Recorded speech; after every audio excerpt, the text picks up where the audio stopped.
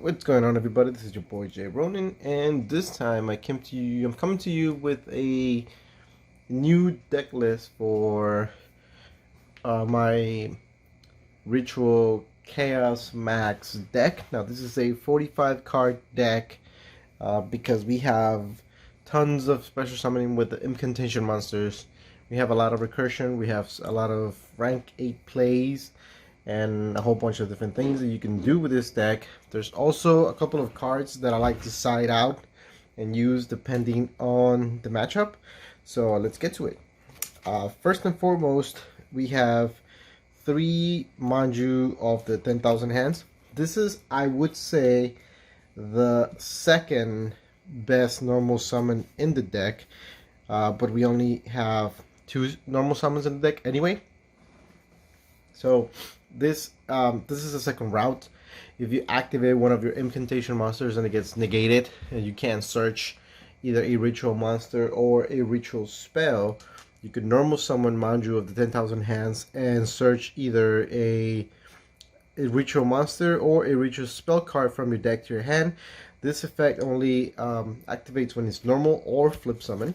So this is your alternate route just in case your stuff gets negated.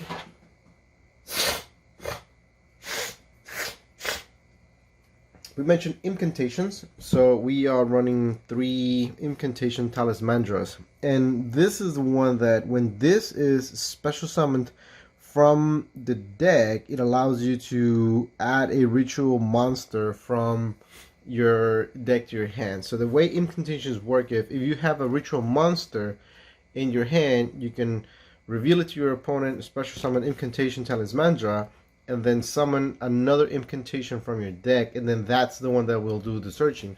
So if you summon something else, and with that effect you special summon Talismandra from the deck, you get to search a ritual monster from your deck and add it to your hand. And we have the opposite side. We have 3 Impcantation Candles, and this is the one that searches a ritual spell from your deck to your hand. So if we have, let's say, a ritual monster in hand and an Impcantation Talismandra, you reveal the ritual monster, special summon Talismandra. Because of Talismandra's effect, you special summon Candoll, and then because Candoll was special summoned from the deck, you get to add a ritual spell from your deck to your hand, giving you the full combo because you do have a ritual monster. That's the reason why you activate Talismandra's effect, and vice versa.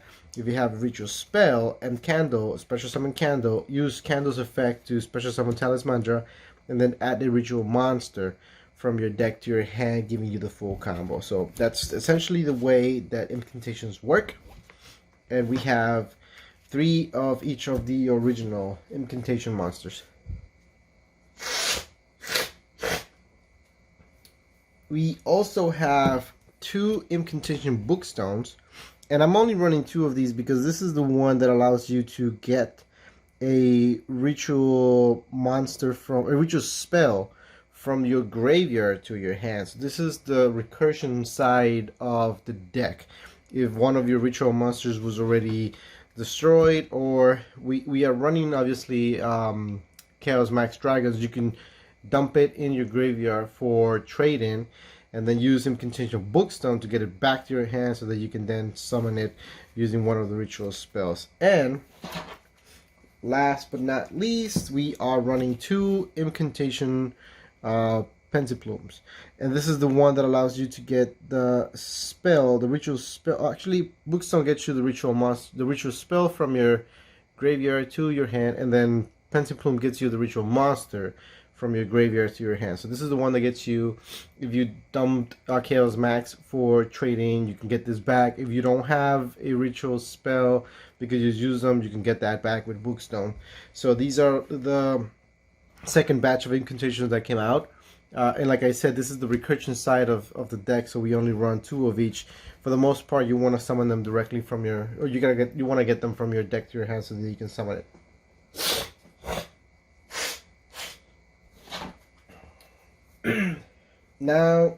Now we get to the best normal summon of the deck, in my opinion, and that is Zaborg, the MegaMonarch. This is the normal summon that you usually want to do, And if you don't know what Zaborg does, it reads as follows. You can tribute summon this card by tributing one tribute summon monster. If this card is tribute summoned, target one monster on the field, then destroy it. Then, if it was a light monster, both players send as many cards as possible from their extra deck to the graveyard, but not more than the original level or rank of that destroyed monster.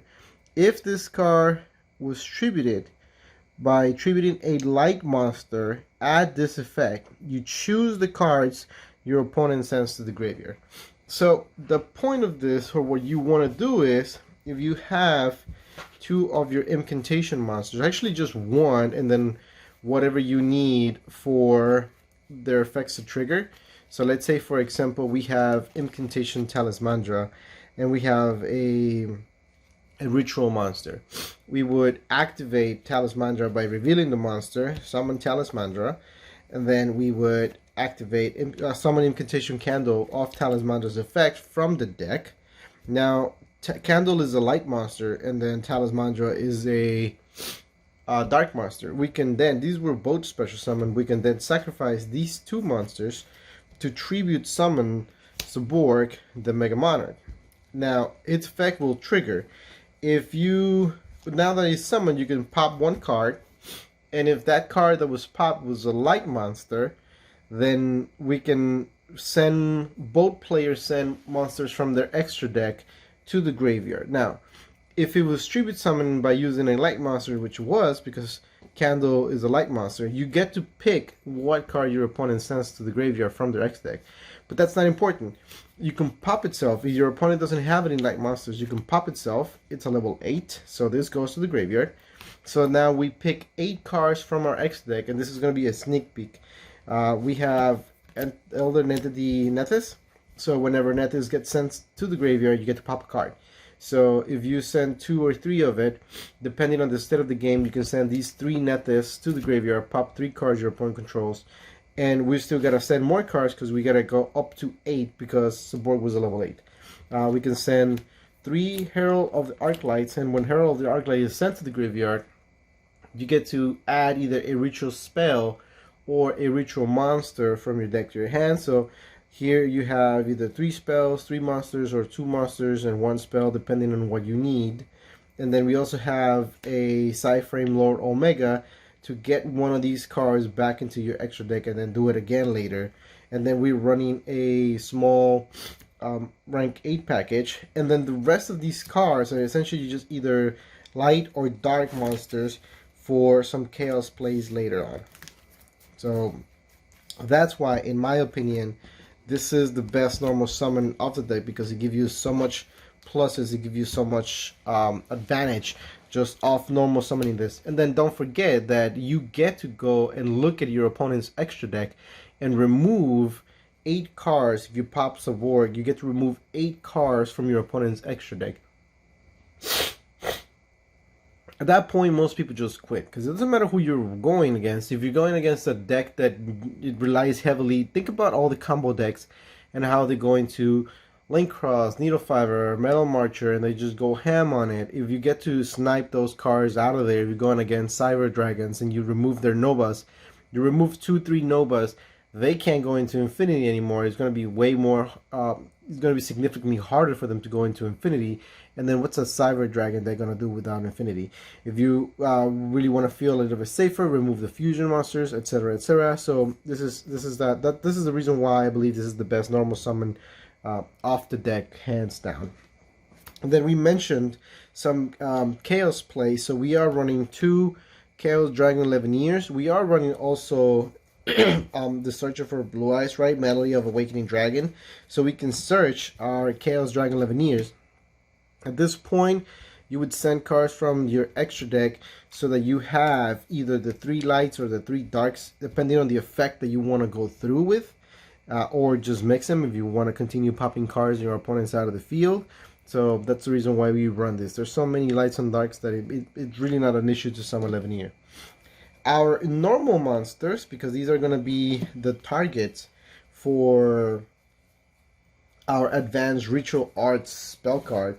We are running one Tri-Horned Dragon because it's a level 8 normal monster that you can use with advanced ritual arts, and we're running obviously our 3 Blue Eyes White Dragons so that we can use it again with advanced ritual arts, but we can also use it with Chaos Form and banish it from the graveyard to ritual summon one of our ritual monsters. So these are the normals, and then now into the rituals. We are running one Amorphactor Pain, the Imagination Dracoverlord. This is a level 8 monster, and if you don't know what this does is, it negates the effects of fusion, synchro, and Xyz monsters. So those type of monsters cannot activate their effects. Also, when this card is ritual summoned, your opponent skips their next main phase 1. So if you're going first, and you don't know what you're going to do, just summon this if you don't have anything else to do. And your opponent is going to skip their next main phase 1, so at least you're not getting OTK'd in that turn, and then it gives you some time to rethink your possibilities and whatnot. And also, if you're going against a deck that relies heavily on Synchro or Xyz, then those effects do not activate. You know, like there's no Nova, there's no Infinity, there's no Savage, there's nothing else. Link Monsters get a pass because this was released before Link Monsters, but everything else, Fusion, Synchron, Xyz, they don't get to use their effects. He's also 2,950, so it's nothing to scoff at. It's a big boy. So this is one of our favorite things to go into. We are running one Blue Eyes Chaos Dragon. This is the little one. This is the one that if you want to get the full package, you want to get the full effect, you gotta sacrifice a Blue Eyes White Dragon to ritual summon it. And if you do that, whenever he attacks, all your opponent monsters get switched to defense, and their attack and defense becomes 0, and then he also does piercing damage that turn. And obviously this is to end games quick, because if you put monsters in defense, then the big Chaos Max is going to do double piercing damage. And speaking of which, we are running 3 Blue Eyes Chaos Max Dragons. This is the game ender, same thing, cannot be targeted, cannot be destroyed, hard to get rid of for your opponent. Does piercing damage, 4,000 attack. That's the boss monster of this deck. This is what you want to go into every time. A lot of times you just sit on this, and there's a lot of decks that don't know how to handle it. That's the reason why we're running this deck, and it's also tons of fun.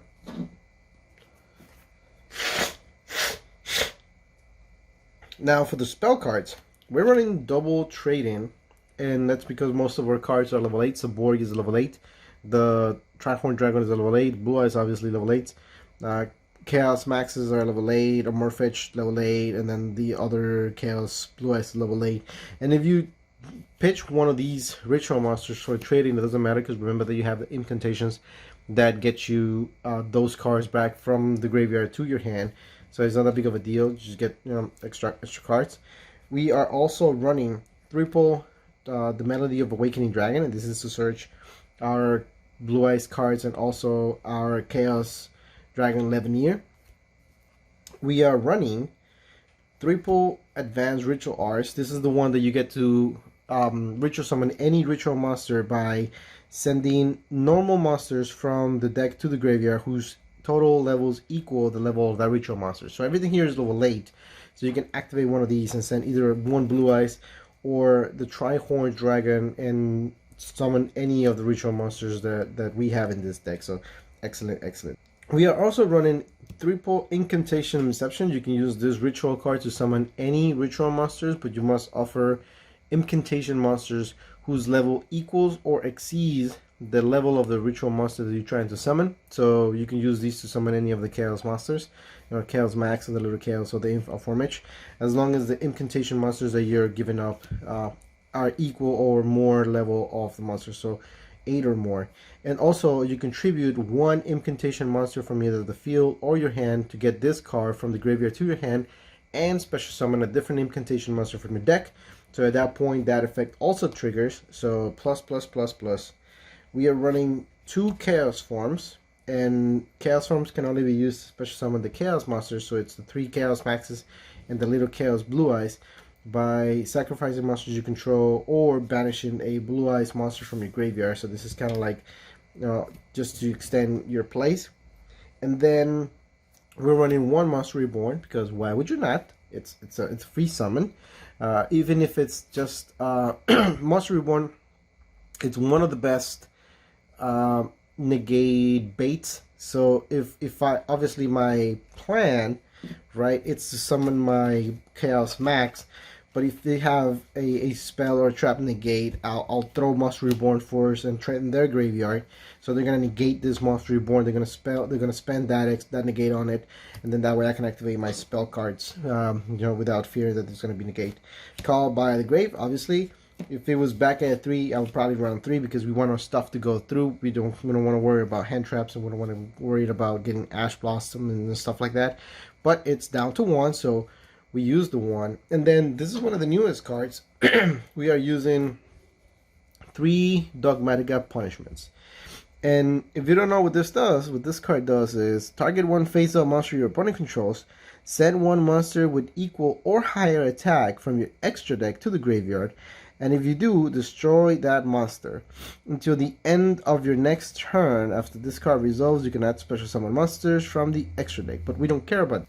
So what you can do is you can end your set one of these cards, end your turn, and then on your opponent's turn, if they summon something, activate Dogmatika. Depending on the attack of the monster that they summon, you can send an Elder Entity Nethys. Nethys is 25 attack, 2500 attack, so you can send this if the monster is 2500 attack or less. Send Nethys to the graveyard to activate Dogmatika's effect, pop that monster, and then Nethys effects will chain, and then you can pop a second card on the field. And then this is the reason why we have different extra deck monsters. We don't care about these as much, but we're going to go through them again, even though we kind of showed them at the beginning when we were talking about Zaborg. So we have triple Elder Entity Nethys, and we only care about the effect when this card is sent to the graveyard. You get to pop a card on the field. So either you send it with Dogmatika Punishment or you send it with Zaborg, and you start popping your opponent's cards on the field. We run one Frame Lord, PsyFrame Lord Omega, just to get one of these cards back. If you activate as Zaborg and you send these 3 Nethys to the graveyard to pop 3 cards, and then for some reason somehow the duel's still not over and you haven't killed your opponent, you can activate PsyFrame, put one of these Nethys back into the extra deck to activate later with Dogmatika, and then pop another card on the field. Triple Herald of the Arc Light. When this card is sent to the graveyard, you get to add either a ritual spell or a ritual monster. So if you activate this with Zaborg, you send all 3 of them from your extra deck to the graveyard. You get to search 3 cards from your deck and add them to your hand. So that's crazy, dude. That's just +3. Who doesn't like that?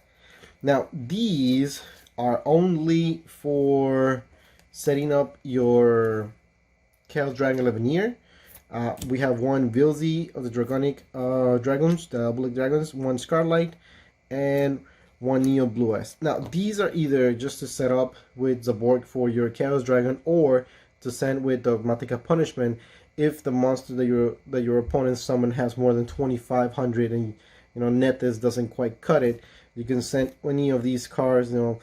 Ultimate Blue Eyes is 4500, Scarlet is 3000, and then Bilzy is 3000. So activate one of these, send them with Dogmatika Punishment, pop that monster that has high attack value. Or if you activate as Zaborg, if you need extra cards to send to the graveyard, you can send any of these and set up your Chaos Dragon Levnianeer place. And then for a quick quick rank 8 engine, we're running one number 68 Sanaphond, the Sky Prison. This card at the beginning of the turn, you can detach one card and negate graveyard effects. So this is a good defensive card. If you're going against, most decks nowadays rely on the graveyard as a second hand. So this just says no to that. If you're going against zombies, you activate these and they're not doing anything. Obviously, the best rank 8 in the game, Harbinger, the Titanic Galaxy. Also, rank 8, you can easily go into it. And then one number 90 Galaxy Eyes Photon Lord, for those monster negations.